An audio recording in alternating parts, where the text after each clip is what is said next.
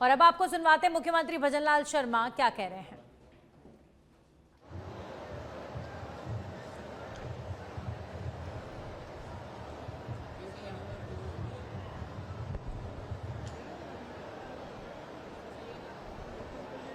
बोलिए भारत माता की।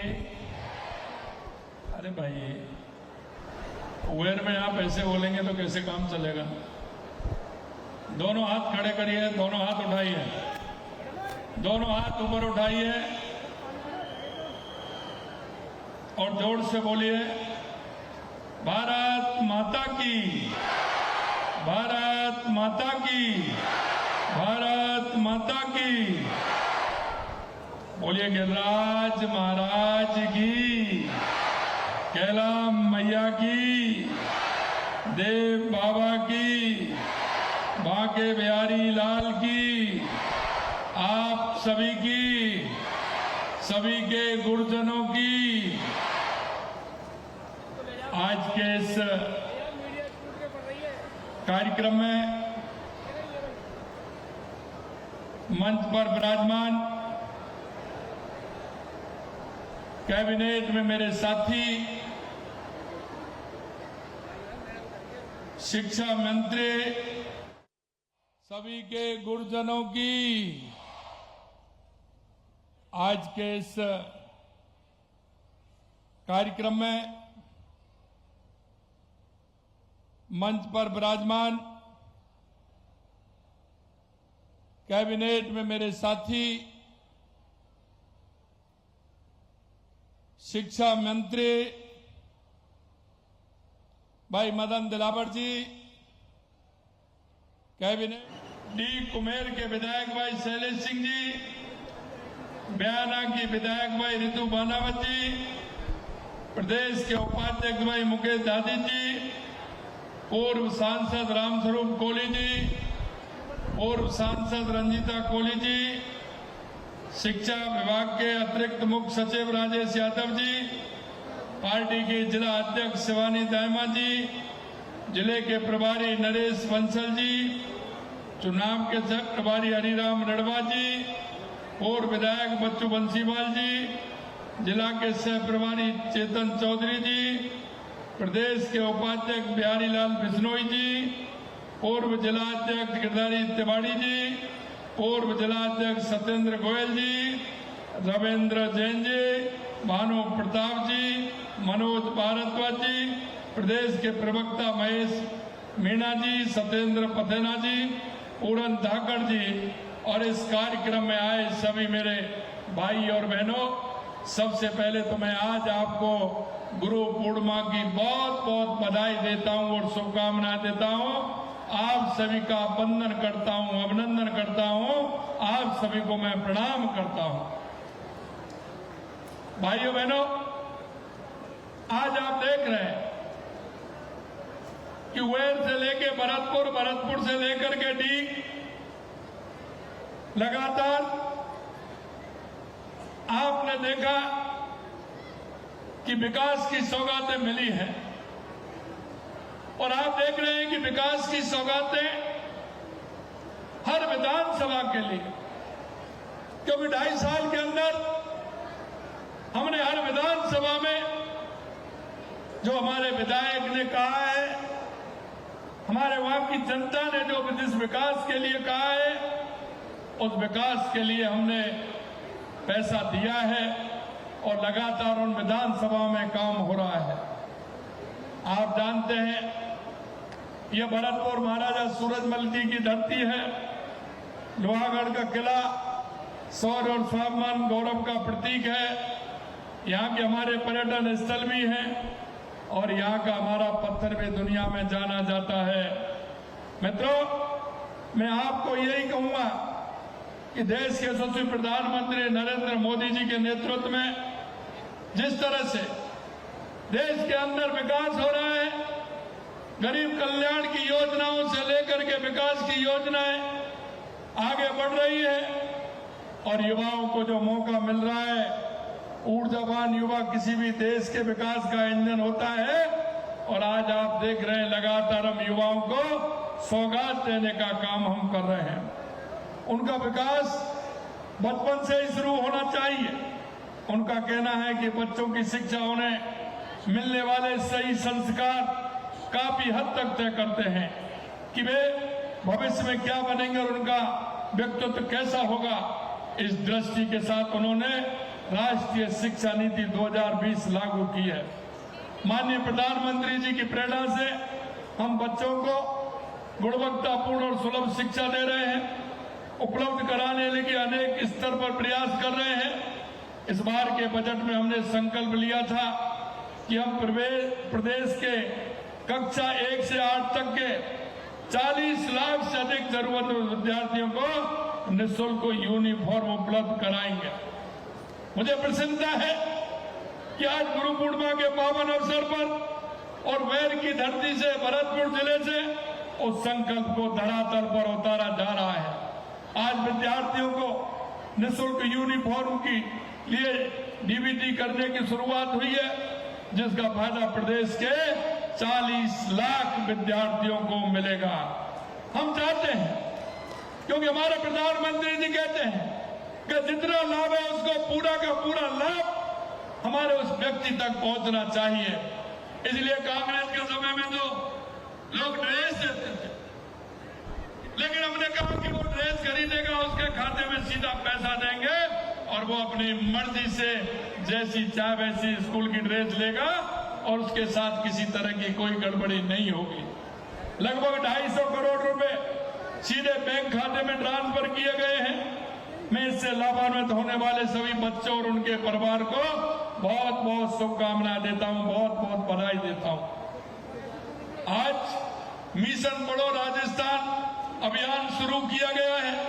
यह अभियान विद्यार्थियों में पढ़ने की बुनियादी क्षमता विकसित करने का, अध्ययन की संस्कृति को सशक्त बनाने और विद्यालय में सकारात्मक शैक्षणिक वातावरण तैयार करने की दिशा में यह महत्वपूर्ण कदम है।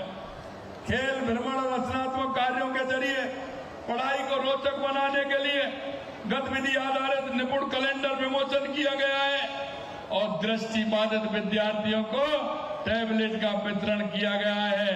अच्छा कार्य करने वाले प्रधानाचार्य को सम्मानित किया है। मैं आप सभी को बधाई देता हूं, शुभकामनाएं देता हूं।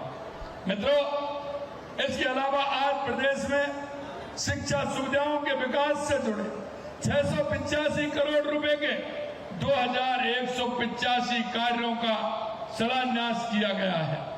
इन कार्यों में डाइट सेंटर ऑफ एक्सीलेंस, छात्रावास, बालिका सैनिक स्कूल, विद्यालय भवन, प्रयोगशाला, विद्यालयों में विशेष योगदान विद्यार्थियों के लिए सुविधाएं आदि शामिल हैं। और इसके लिए हमने, आपने देखा है कि 685 करोड़ रुपए का आज हमने इस कार्य को प्रारंभ किया है। साथियों, हमारा संकल्प है कि यह क्षेत्र आधुनिक आधारभूत संरचना, शिक्षा, स्वास्थ्य और सेवाएं, पर्यटन और निवेश को दृष्टि से अग्रणी बने। इसलिए आज हमने इसी संकल्प के साथ भरतपुर और डीग जिलों को लगभग 1200 करोड़ रुपए के विकास कार्यों की सौगात आज भरतपुर और डीग जिले को मिली है। मैं आपसे यह भी कहना चाहता हूं मेरे भाइयों, भरतपुर जिले के लिए 1062 करोड़ रुपए के विकास कार्यों का लोकार्पण और शिलान्यास किया गया है। आज मुझे खुशी है कि भरतपुर की जनता को 223 करोड़ रुपए से अधिक के महत्वपूर्ण विकास कार्य पूर्ण कर समर्पित किए गए हैं। लगभग 85 करोड़ रुपए की लागत से नदबई आरओबी एवं बाईपास सड़क बनाई गई। करीब 21 करोड़ रुपए की लागत से निर्मित भरतपुर के आयुर्वेद योग नेचुरोपैथी कॉलेज का लोकार्पण हुआ है। 17 करोड़ रुपए से की लागत का क्षेत्रीय फोरेंसिक विज्ञान प्रयोगशाला का आधुनिक भवन बनकर तैयार हुआ है। 15 करोड़ रुपए से लागत से भरतपुर शहर के मुख्य सड़कों को सुदृढ़ीकरण किया गया है। 10.5 करोड़ रुपए से निर्मित रुदावल से बंसी पाटपुर सड़क, ग्रामीण सड़क को बेहतर बनाया गया है। 10.5 करोड़ रुपए की लागत से तैयार हुआ बैर का नया आईटी भवन युवाओं को तकनीकी कौशल से जोड़कर रोजगार के नए द्वार खोलेगा। लगभग 10 करोड़ रुपए की लागत से लोहागढ़ स्टेडियम में विवेकानंद यूथ हॉस्टल भी विभिन्न सुविधाओं का विकास कराया गया है। लगभग 11.5 करोड़ रुपए की लागत से निवेरा, खानखेड़ा, बिनौआ, नाम खेड़ा, ब्रिगेडियर, घासीराम नगर एवं गांगरौली में 33 केवी के नए सब स्टेशन स्थापित किए गए हैं। इसी के साथ बिजली, पर्यटन विकास, सड़क निर्माण, मेला ग्राउंड सौंदर्यीकरण, स्वास्थ्य केंद्र, कार्यालय भवन, बस स्टैंड जैसे अनेक कार्य पूर्ण समर्पित किया गया है। करीब 186 करोड़ रुपए से भरतपुर में कर्मशाला का निर्माण किया जाएगा, जिसकी निविदा प्रक्रिया प्रारंभ की गई है। आज 140 करोड़ रुपए से अधिक की लागत से बंद मेराठा से उज्जैन वाया खेरिया रोड तक सड़क चौड़ाईकरण और सुदृढ़ीकरण का कार्य का शिलान्यास किया गया है। करीब 97 करोड़ रुपए की लागत से भरतपुर शहर के विभिन्न सड़कों के निर्माण कार्य का शिलान्यास किया है। 94 करोड़ रुपए की लागत से भरतपुर शहर में विभिन्न स्थानों पर बरसाती पानी की निकासी के लिए नाला निर्माण का शिलान्यास किया गया है। लगभग 147 करोड़ रुपए की लागत से भरतपुर शहर के विभिन्न ओवरहेड विद्युत लाइनों को भूमिगत करने का कार्य शिलान्यास हुआ है। लगभग 67 करोड़ की लागत से शीशम तिराहे से सरसों अनुसंधान केंद्र तक 6 लेन सड़क एवं ड्रेन निर्माण का कार्य भी प्रारंभ किया गया है। 44 करोड़ रुपए से अधिक की लागत से भरतपुर शहर के विभिन्न सर्कलों को सौंदर्यीकरण का कार्यों का शिलान्यास किया गया है। 41 करोड़ रुपए से अधिक की लागत से भरतपुर की प्रमुख नहरों, नालों के जीर्णोद्धार का कार्य शिलान्यास किया गया है। 40 करोड़ की लागत से आरबीएम अस्पताल में के पास आधुनिक विश्राम गृह के निर्माण का कार्य शिलान्यास किया गया है। लगभग 29 करोड़ की लागत से आरबीएम अस्पताल से इसकी नंबर 3 चांदपोल गेट तक मॉडल रोड निर्माण कार्य का शिलान्यास किया गया है। लगभग 20 करोड़ की लागत से वेर ब्लॉक में बालिका सैनिक स्कूल के निर्माण कार्य की नींव रखी है। 14 करोड़ रुपए से अधिक की लागत से प्रताप नहर वेर की मरम्मत और सौंदर्य का कार्य शुभारंभ किया गया है। लगभग 13 करोड़ की लागत से मोती महल से बछामदी रोड पुलिया तक मेन ड्रेन के जीर्णोद्धार कार्य का शिलान्यास हुआ है। 12 करोड़ की लागत से पशुपालन से जुड़े विभिन्न निर्माण कार्यों का शिलान्यास हुआ है। इसके साथ साथ ITI college, CC road, heritage भवनों के पुनरुद्धार एवं विकास, मंदिरों के जीर्णोद्धार, सौंदर्य grid, sub station, bus stand जैसे अनेक विकास कार्यों का शुभारंभ किया गया है।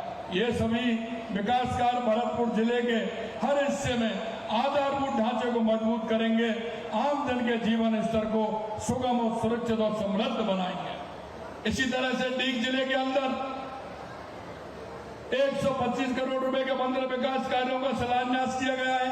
आज डीग जिले में छात्रावास, कॉमन सर्विस सेंटर, स्वास्थ्य केंद्र, grid sub station, bus stand, विद्यालय भवन और पशु चिकित्सालय से जुड़े विभिन्न विकास कार्यों का पूर्ण कर समर्पित किया गया है। साथ ही डीग में 100 करोड़ रुपए की लागत से बनने वाले बाईपास के कार्य का भी शुभारंभ किया गया है। इसके साथ साथ डाबक में जीएस, पुलिस थाना सदर तथा राजकीय महाविद्यालय कुमेर के निर्माण कार्यों की भी आधारशिला रखी गई है। हमारी सरकार केवल घोषणा नहीं करती बल्कि समयबद्ध तरीके से विकास कार्यों को धरातल पर उतारने का काम करती है। आज जिन परियोजना का लोकार्पण हुआ है वे इसी कार्य संस्कृति का प्रमाण है। आप सभी को इन महत्वपूर्ण विकास योजनाओं के शिलान्यास की हार्दिक बधाई और शुभकामना देता हूं। मित्रों, देश के यशस्वी प्रधानमंत्री नरेंद्र मोदी जी कहते हैं सबका साथ, सबका विकास, सबका प्रयास। सबका प्रयास होना उसमें आवश्यक है। मित्रों, मैं आपसे यही कहूंगा कि मैं जानता हूं कि लगातार हमारे प्रधानमंत्री जी एक बात कहते हैं, इस देश के अंदर 4 जातियां हैं और वो जाति है युवा, महिला, किसान और मजदूर। अगर हम इनके साथ मिलकर के कंधे से कंधा मिलाकर काम करेंगे, इनको आर्थिक रूप से सशक्त करेंगे, अगर इनकी समृद्धि होगी तो मेरे गांव की समृद्धि होगी, मेरी विधानसभा की समृद्धि होगी, मेरे जिले की समृद्धि होगी, प्रदेश की समृद्धि होगी और देश की समृद्धि होगी। इसीलिए हम उनको लेकर के चले हैं। लगातार हम किसान के लिए काम कर रहे हैं। आपने देखा कि सम्मान निधि 6,000 रुपए केंद्र से मिलती है, 3,000 रुपए हमारी सरकार देती है। हमने कहा है कि हम 12,000 करेंगे। आने वाले समय में किसान सम्मान निधि वो भी धीरे धीरे हमने कहा चरणबद्ध तरीके से होगा। हम भी 6,000 रुपए करेंगे, केंद्र से भी 6,000 रुपए मिलेंगे, 12,000 रुपए किसान सम्मान निधि के मिलेंगे। आप देख रहे हैं फसल बीमा योजना के तहत हम काम कर रहे हैं। हमने कहा कि बिजली के बिलों में हमने 61,000 करोड़ रुपए का किसानों को अनुदान दिया है। और आपने देखा हमने कहा था कि आने वाले समय में किसान को दिन में बिजली देंगे। हमें बताया जब रात्रि में किसान काम करता है तो परिवार के घर वालों को घर पर नींद नहीं आती है, क्योंकि अंधेरे में काम करना, ठंड में काम करना किसान को दिक्कत देता है। हमने कहा किसान को हम दिन में बिजली देंगे। मेरे मित्रों में कहना चाहता हूं 26 जिलों में हमने दिन में बिजली देना प्रारंभ कर दिया है और 27 तक राजस्थान के सभी किसानों को दिन में बिजली देने का काम हमारी सरकार करेगी। राजस्थान सरकार ने गौपालक क्रेडिट कार्ड योजना लागू की है और ये पशुपालक भाइयों को बहुत अच्छा मौका है। पिछली बार हमने 1 लाख किया था, उसे बढ़ा करके हमने 1.5 लाख रुपए कर दिया है। मुख्यमंत्री मंगला पशु बीमा योजना प्रारंभ की है, जिसमें 23 लाख से अधिक बीमा पॉलिसी की गई है।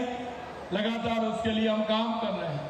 हम चाहते हैं कि हमारे गांव का व्यक्ति को वहीं रोजगार मिले, इसलिए हमने ग्राम विकास और बाढ़ विकास की योजना की है। हमारे यहाँ जो पैदावार होती है, हमारे जो फसलें होती है, उसकी प्रोसेसिंग यूनिट कैसे लगाई जाए, हमारी सहकारिता को कैसे मजबूत किया जाए, हमारी डेयरी को कैसे मजबूत किया जाए, क्योंकि पशुपालन और किसान का मेल है। ये दोनों मिलकर के काम करेंगे तो हमारा किसान आर्थिक रूप से मजबूत होगा, आर्थिक रूप से मजबूत होगा। मेरे भाई और बहनों, लगातार हम उसके लिए काम कर रहे हैं। हमारे युवाओं को हमने कहा था कि हम 4 लाख सरकारी नौकरी देंगे। आप देख रहे हो 1,78,000 को हमने नियुक्ति पत्र दे दिया 2.5 साल के अंदर। और आपने देखा 1,30,000 प्रक्रियाधीन है, 1,30,000, क्योंकि 51,000 तो बिल्कुल पेपर हो गए, जांच चल रही है, रिजल्ट आने वाला है कुछ का। और 80,000 का जो हमने 1.25 लाख का कैलेंडर निकाला था, कुछ पेपर उसमें हो गए और 80,000 के पेपर होने वाले हैं और 70,000 वैकेंसियां हमने और निकाल दी। अगर इनको जोड़ते हैं तो 3,80,000 सरकारी नौकरी बैठती है। हमने 4 लाख के लिए कहा, लेकिन हम बताना चाहते हैं उससे ज्यादा हमारे युवाओं को नौकरी देने का काम हमारी सरकार देश के यशस्वी प्रधानमंत्री नरेंद्र मोदी जी के नेतृत्व में करेगी। हमने कहा कि हम 6 लाख युवाओं को प्राइवेट स्तर पर नौकरी देंगे, 4.5 लाख युवाओं को हमने प्राइवेट क्षेत्र में रोजगार देने का हमने काम किया है। मेरे भाइयों बहनों, लगातार आप देख रहे हैं, चाहे युवा हो महिला हो, उसके साथ हम काम कर रहे हैं। आप देख रहे हैं महिलाओं के लिए लखपति दीदी योजना के माध्यम से लगातार हम सुविधा देने का काम कर रहे हैं। हम बेटियों को शिक्षा के क्षेत्र में आप देखेंगे तो ड्रेस से लेकर के, किताब से लेकर के, कॉपी से लेकर के सारा हम दे रहे हैं। साइकिल हम दे रहे हैं, स्कूटी हम दे रहे हैं। और अगर बीमार हो जाए तो इलाज भी फ्री कराने का काम कर रहे हैं। और तो हमने ये और कर दिया, जो हमारी गर्भवती माता बहनें हैं उनको माँ वाउचर योजना के माध्यम से वो कभी भी जा सकती हैं, कभी भी दिखा सकती हैं और सोनोग्राफी करा सकती हैं, जांच अन्य करा सकती हैं, दवाई भी ले सकती हैं। क्योंकि हम जानते हैं कि गरीब की स्थिति क्या होती है, उन माता बहनों की स्थिति क्या होती है। मेरे भाइयों, लगातार हम उसी के लिए काम कर रहे हैं कि हमारी गर्भवती माता बहनें परेशान नहीं हो, क्योंकि हम जानते हैं आर्थिक तंगी के कारण वो 2, 4, 5 दिन अगर लेट हो जाती है तो उसकी तबीयत खराब हो जाती है। हमने इसीलिए मां वाउचर योजना प्रारंभ की है। एक भी दिन लेट नहीं हो, जैसे ही उसको मालूम पड़े कुछ परेशानी है तुरंत हॉस्पिटल जाए, जांच कराए, सोनोग्राफी कराए और अपना पूरा इलाज ले। इसके लिए हम काम कर रहे हैं। हमने देखा गांव में हमारे किसान भाई, लेकिन हमारी जो माता बहनें वो खेती का काम भी करती है, पशुपालन का काम भी करती है, और इसलिए हमने कहा क्योंकि वो गाय भैंस की सेवा करती है तो उसके लिए बीमा कराया।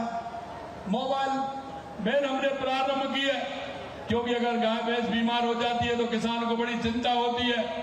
वो दूसरी जगह दिखाने जाता है, लेकर के जाता है, उसका पैसा खर्च हो जाता है।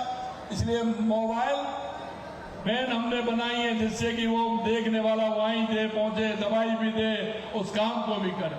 उसके साथ साथ हमने ये भी किया है कि जो डेयरी में आप दूध देने जाते हैं उस दूध पर 5 रुपए लीटर का अनुदान हमारी सरकार देने का काम करती है। 5 रुपए लीटर। हम चाहते हैं कि हमारा किसान, मजदूर, युवा, महिला हमारे आर्थिक रूप से सशक्त हो। और मैं आज ये भी कहना चाहता हूं मेरे भाइयों, अगर हमारे युवा सशक्त होगा तो निश्चित रूप से हमारा प्रदेश और देश सशक्त होगा। आपने देखा पिछली सरकार में किस तरह से युवाओं के सपने रोने गए थे, लेकिन 2.5 साल के अंदर देख रहे हो एक भी पेपर लीक नहीं हुआ। 400 से ज्यादा पेपर हुए हैं। 1,78,000 को नौकरी दी है। किसी तरह की कोई गड़बड़ी नहीं हुई और ना कोई इस तरह का हुआ, और बिना पर्ची और बिना खर्ची के हमने युवाओं को रोजगार देने का काम हमारी सरकार ने किया। ऐसे भी लोग थे जिन्होंने पेपर लीक किए थे। ऐसे लगभग 650 लोगों को हमने जेल के अंदर डालने का काम किया है। आज भी वो जेल के अंदर है, उन पर भी शिकंजा कसने का काम किया है। मेरे भाइयों बहनों, मैं आपसे एक बात जरूर मैं कहना चाहता हूं कि हम गरीब और किसान के लिए लगातार हमारी सरकार काम कर रही है। सामाजिक सुरक्षा पेंशन बढ़ा दी, अब तो 1450 रुपए हमने कर दी उसको। प्रधानमंत्री आवास योजना 4,40,000 से अधिक आवास बनाए हैं। एलपीजी गैस सिलेंडर भी हम आपको सस्ता दे रहे हैं। 1 करोड़ पात्र व्यक्तियों को खाद्य सुरक्षा में राजस्थान के अंदर जोड़ा है। ऐसे लोग जिनको परेशानी, हमने 1 करोड़ लोगों को खाद्य सुरक्षा में जोड़ने का काम 2.5 साल के अंदर हमारी सरकार ने किया है। हमारी बेटियों की शिक्षा को बढ़ावा देने के लिए प्रदेश में, जैसा मैंने कहा, 14 लाख साइकिल वितरित की, 40,000 मेधावी छात्राओं को स्कूटी प्रदान की, 4,82,000 से अधिक कूपन जारी हमने मां वाउचर योजना में किए, 18 लाख से अधिक लखपति दीदी बनाने का काम किया। मेरे मित्रों, आप राजस्थान में देखो, जब हमारी राजस्थान में सरकार आई तो हमने एक रोड मैप बनाया था कि राजस्थान का विकास कैसे हो सकता है। राजस्थान में सबसे पहले आवश्यकता किस बात की है? राजस्थान की जनता से जब हमने बात की, लोगों से पूछा, हमारे वरिष्ठ बैठे, सभी लोग बैठे, तो उन्होंने कहा सबसे पहले पानी की आवश्यकता है। मेरे भाइयों, मैं आपको बताना चाहता हूं, राजस्थान का एक भी जिला ऐसा नहीं है जिसमें हमारी सरकार ने पानी के लिए काम नहीं किया हो। चाहे हमारे इस क्षेत्र की, हमारे 17 जिलों की ERCP रामदल सेतु योजना हो। कांग्रेस के लोग हमेशा कहते थे चंबल परियोजना, धरातल पर कुछ नहीं, और आप देख रहे हैं 15 दिसंबर 23 को सरकार बनी थी और जनवरी 24 को MOU हुआ था, और दिसंबर 24 को 24,000 करोड़ का शिलान्यास हो गया, और आज 24,000 करोड़ का उस पर काम चल रहा है। ये माननीय प्रधानमंत्री जी के नेतृत्व में है, क्योंकि मोदी जी जो कहते हैं वही करते हैं। यदि मोदी है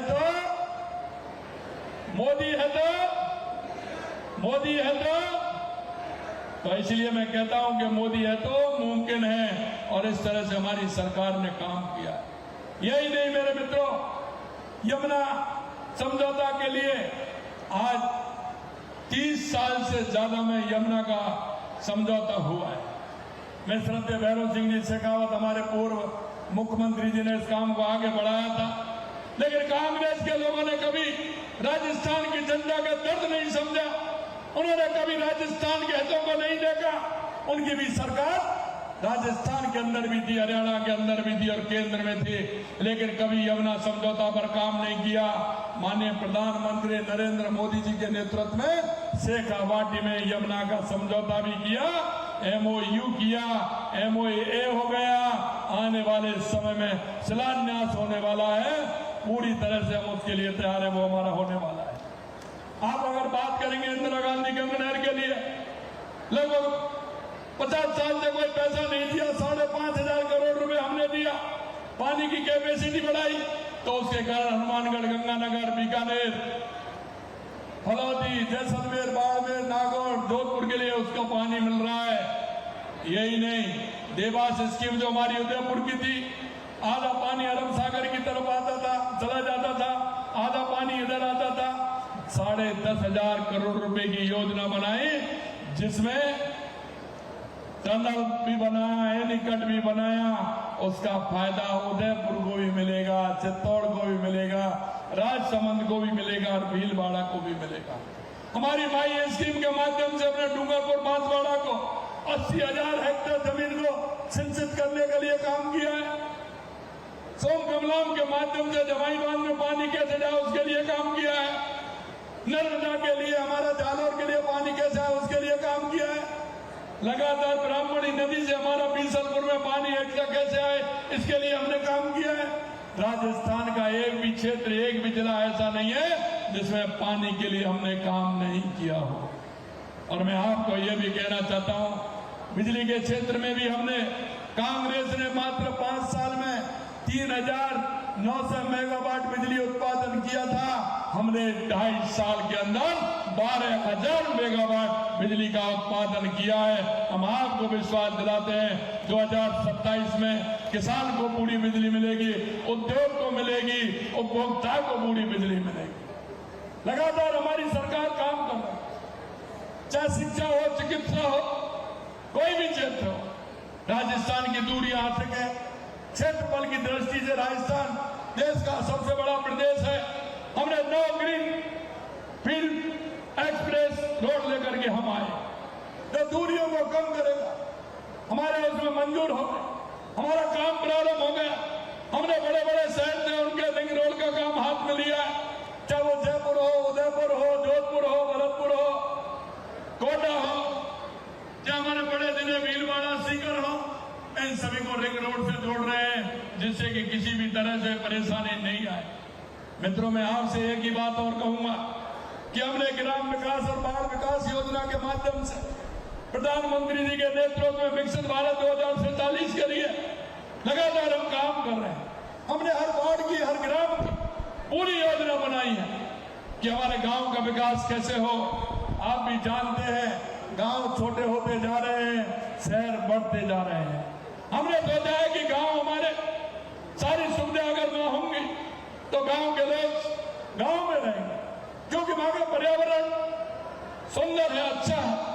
इसके लिए हम लगातार काम कर रहे हैं। ग्राम विकास योजना और बाल विकास योजना के अंतर्गत हम एक ऐसा मॉडल बना रहे हैं जो विकसित भारत 2047 का मॉडल होगा कि इतने दिन बाद इसमें क्या आवश्यकता है, पानी की क्या आवश्यकता है, बिजली की क्या आवश्यकता है, रोड की क्या आवश्यकता है, शिक्षा और चिकित्सा की क्या आवश्यकता है, वहां का पर्यावरण कैसा रहे, वहां के सरोवर कैसे रहे, तालाब कैसे रहे। लगातार इस पर हमारी सरकार काम कर रही है। मैं आपको यही विश्वास दिलाऊंगा मेरे भाइयों कि माननीय प्रधानमंत्री नरेंद्र मोदी जी के नेतृत्व में हमारी सरकार पूरी तरह से काम कर रही है और काम कर रही है। इसमें हम ये भी कहना चाहते हैं कि आपकी जो इच्छा और अपेक्षा है, क्योंकि हमेशा मैं ये कहता हूं कि लोगों के मन में अगर सुविधाएं वहीं मिलेंगी, उनको लगेगा तो वो गांव छोड़ करके शहर जाने वाले नहीं। इसलिए हमें पर्यावरण का भी ध्यान रखना है। आपने देखा है 2 साल के अंदर हमने लगभग 20 करोड़ पौधे लगाने का काम किया है। अब इस साल भी हमने लक्ष्य लिया है 11 करोड़ पौधे लगाने का। और मैं आपसे यही कहना चाहता हूं मेरे भाइयों कि राजस्थान को हम एक पर्यावरण की दृष्टि से एक पेड़ मां के नाम लगाए, हरियाणा राजस्थान बनाएं। ऐसी मेरी आप सभी से अपेक्षा है कि आप हर मौसम बारिश का चल रहा है, एक पेड़ मां के नाम अवश्य लगाएं और उसकी देखभाल भी करें। यह भी मैं आपसे कहूंगा। अंत में इतना कहना चाहता हूं कि हमारे केंद्र सरकार हो या राज्य सरकार हो, हमारे गरीब कल्याण की योजना है, युवाओं की, नौजवानों की, किसानों की, महिलाओं की, बहुत सारी योजनाएं हमारी हैं। उन योजनाओं को धरातल पर पहुंचाने का काम एक देश के और प्रदेश के नागरिक होने के नाते हम सभी का है। मेरी आपसे यही इच्छा और अपेक्षा है कि आप अपने पड़ोसी को, अपने गांव वाले को, अपने ढाणी वालों को, अपने मोहल्ले वाले को, आप ये देखें कौन व्यक्ति ऐसा है जिसको लाभ की आवश्यकता है, उसको वहां तक पहुंचाने का काम आप करेंगे। यह सरकार पूरी तरह से, केंद्र राज्य सरकार दोनों काम कर रही है, उसकी पुण्याई आपको भी मिलेगी। अगर किसी भाई को, बूढ़ी ताई को, बूढ़े ताऊ को, विकलांग दीदी को, किसी को अगर इन योजनाओं का लाभ आप दिलाओगे तो निश्चित रूप से आपको भी वो जीवन भर याद रखेगी। मित्रों, आज के इस अवसर पर मैं सभी अभिभावकों से आग्रह करता हूं कि वे अपने बच्चे को नियमित स्कूल भेजें। मेरे प्यारे विद्यार्थियों, आप मन लगाकर पढ़ाई करें, अनुशासन और परिश्रम और ईमानदारी का जीवन का आधार बनाएं। और मैं एक कहना चाहता हूं, ये हमारे देश की संस्कृति हजारों सालों से दुनिया को ज्ञान देती आ रही है, दुनिया को अग्रणी बनकर के शिक्षा देने का काम करती है। मेरे भाइयों, हमारी संस्कृति से जुड़ने का काम, हमारे माता पिता की सेवा का काम, बड़ों का सम्मान, यह जरूर हम चाहते हैं कि हमारे गुरुजनों का सम्मान करें। आज क्योंकि गुरु पूर्णिमा है, सबसे पहले अगर गुरु कोई होता है तो अपने माता पिता होते हैं, वहीं से प्रारंभ होता है, फिर हमारे गुरुजन होते हैं। और मैं एक बात और कहूंगा आपसे कि कोई भी किसी भी क्षेत्र में किसी ने आपको प्रोत्साहित किया है, आपने उनसे सीखा है, वो सभी हमारे गुरु हैं। उन सभी गुरुओं को मैं तो प्रणाम करता हूं, उनको नमन करता हूं। लेकिन आपसे भी कहना चाहता हूं, आज का दिन बहुत सर्वश्रेष्ठ दिन है, गुरु पूर्णिमा है। ऐसे उन सभी गुरुओं को, चाहे वो संगीत की हो, खेल के हो, किसी भी क्षेत्र में आपको उन्होंने मार्गदर्शन किया है, ऐसे गुरुओं को फोन करके उनको बधाई दें, उनसे आशीर्वाद लें। इस आशा और अपेक्षा के साथ आज भरतपुर और डीग निवासियों को इन विकास कार्यों के लिए एक बार फिर पुनः बधाई देता हूं। आप सभी को बहुत बहुत बधाई। जय हिंद, जय भारत, जय राजस्थान। माननीय मुख्यमंत्री जी, आपका हृदय से आभार। आपके मार्गदर्शन से हम सभी एक साथियों, ब्रज की भूमि गौर गोपालक की भूमि है और मैं इसमें इसी क्रम में आज विधानसभा क्षेत्र उहेर के मुख्यालय पर और उहेर में मैंने 15 करोड़ रुपए की तो की है, लेकिन एमपी साहब कह रहे हैं कि भुसावर रह गया है तो उसको ब्रज में जोड़ने के लिए भी घोषणा करता हूं।